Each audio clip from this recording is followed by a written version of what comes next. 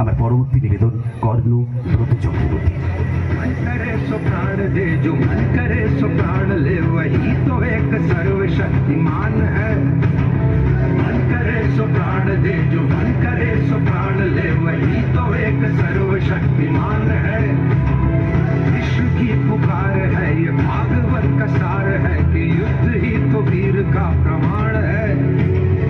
कौरवों की भीड़ हो या पांडवों का नीड़ हो, जो लड़ सका है वो ही तो महान है। जीत की हवस नहीं। মাঝে মাঝে তোমার কথা মনে পড়ে।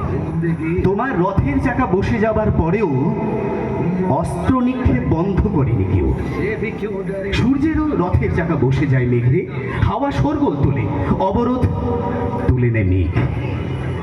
কিন্তু তোমাকে ঘিরে ঘিরে অন্যায় স্বর নিক্ষেপে যখন বধ করা হচ্ছিল, কোনো প্রতিবাদ ওঠেনি, শোরগোল তোলেনি কেউ।